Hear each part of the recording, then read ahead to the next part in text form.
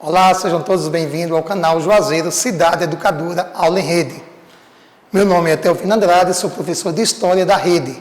E minha aula hoje está destinada ao alunado do nono ano. E o tema de hoje vai ser ditadura militar. Por que os militares tomaram o poder a partir de 1964 no Brasil?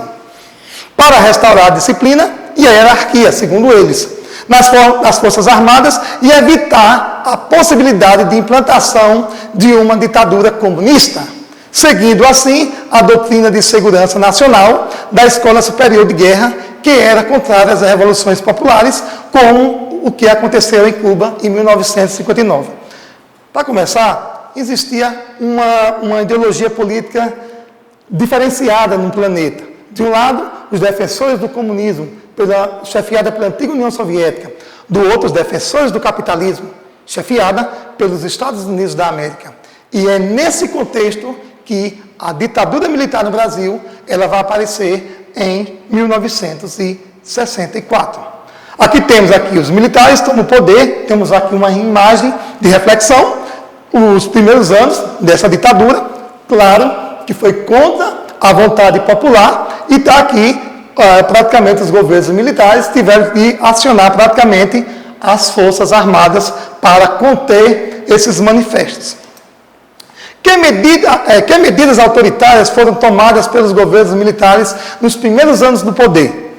Fortalecimento do poder executivo pelo presidente, qual esse presidente tinha de ser general praticamente das Forças Armadas, só presidente militar praticamente dirigiu o Brasil durante esses 20 anos de ditadura militar. Prisões e tortura de opositores, sim, quem era contra aos governos, a ditadura militar, eram praticamente perseguidos. Suspensão dos direitos políticos da população, ou seja, aqueles opositores políticos também eram perseguidos.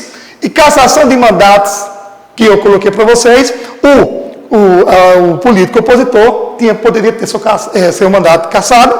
E bipartidarismo, ou seja, começaram a existir dois partidos, a Arena e o MDB. O que era o ato institucional aí?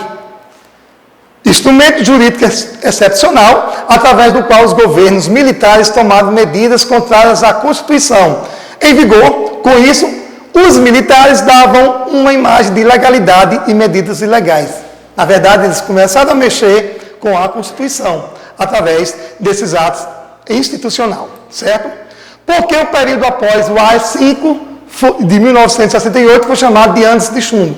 Existiu o ato institucional 1, o 2, o 3, mas o 5 foi o mais repressor. Por quê? Foi o ato mais repressor de todos, limitando muitas as liberdades civis e políticas. O objetivo era conter as manifestações contra a ditadura militar. Aumentaram, então, as prisões, as torturas, os desaparecimentos, assassinatos e exílio de opositores ao governo. Ou seja, meu povo, quem era contra a ditadura militar estava sendo perseguido pelos governos militares. Temos aqui mais outra imagem de reflexão. Juventude contra a ditadura, abaixo a ditadura. Pode observar nessa imagem, meu povo, que tem muitos jovens, principalmente os estudantes. Os estudantes naquela época foram para as ruas, foram reivindicar seus direitos, foram brigar por uma pátria mais feliz, certo? Ou seja, uma pátria mais livre. E aqui também foram alvo de perseguição dos militares, dos governos militares. Também guerrilheiros, a oposição armada que se formou no país. Após o AI-5, parte da oposição, impedida de se manifestar, resolve lutar contra o governo através de ações de guerrilha. Surgiram vários grupos que realizavam sequestro de autoridades, assaltos a bancos e outras ações violentas a fim de derrubar o governo. Forma derrotados, mas foram, digo melhor aqui está forma derrotados, mas foram derrotados rapidamente pelo governo. Vale salientar, meu povo, que o povo também partiu para a luta armada, mas não tinha o poder de fogo dos governos militares e rapidamente eles reprimiam essas manifestações.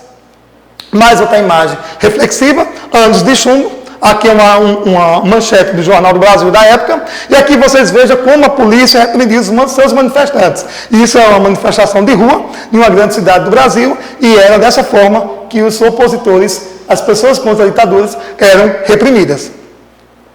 Mas nesses governos militares vieram também o milagre econômico e o discurso ufanista dos militares. Aqui tem algumas características. O milagre econômico foi o crescimento econômico com grandes obras pelo país. Claro que esses investimentos vinham do capital internacional, aumentando a dívida externa do país.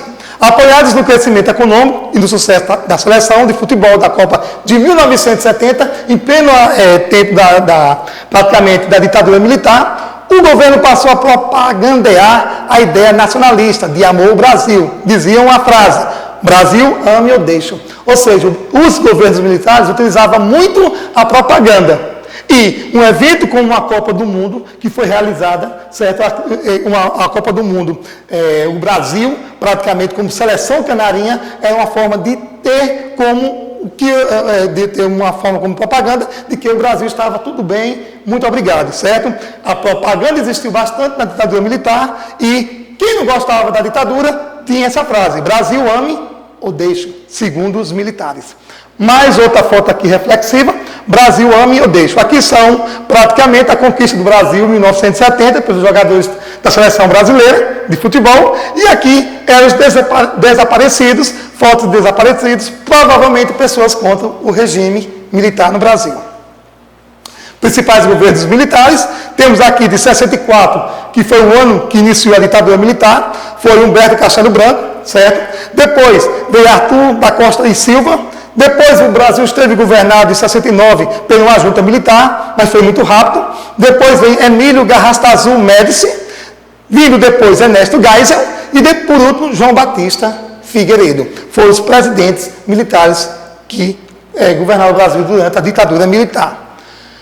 Nos últimos anos da ditadura, pessoal, houve um processo de abertura política pelo presidente Ernesto Geisel e João Batista Figueiredo. Chegou ao fim com a redemocratização do país a partir da eleição do primeiro presidente civil, depois da ditadura militar, Tancredo Neves. Tancredo Neves foi o último presidente eleito de forma indireta, certo? E Tancredo Neves, ele vai ser o primeiro presidente civil que vai dar fim, vai pôr fim constantemente a linha de presidentes militares que estava governando o Brasil. Ou seja, a ditadura militar chega ao seu fim. E aqui temos uma reflexão, uma imagem de reflexão. Movimento Direta Já, no ano de 1984, certo? Me lembro desse episódio aqui, certo? Era garoto, mas me lembro. E aqui foi uma manifestação. Por que o pessoal queria essa manifestação? Eles queriam votar para presidente. Isso foi praticamente tirado da população brasileira durante o regime militar. Certo? Em 1984, Tancredo Neves, ele vem, mas não pelo voto popular, ainda pelo voto indireto. Ele não vai assumir a presidência do Brasil devido à sua morte. Ele estava teve problemas de saúde. E José Sarney, ele vai praticamente governar como o primeiro presidente civil a governar o Brasil depois do regime militar. E eu tenho um desafio aqui para vocês do 9º ano. O desafio de hoje vai ser: caracterize as principais medidas autoritárias tomadas pelos governos do Brasil durante a ditadura militar. Certo?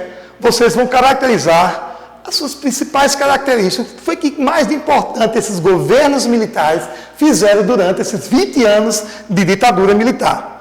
Vocês vão pegar isso daqui, esse desafio, vão caracterizar as principais características autoritárias desses presidentes militares, vão copiar no caderninho de vocês e depois vão passar para o portal. Bom estudo para vocês. Fique com Deus.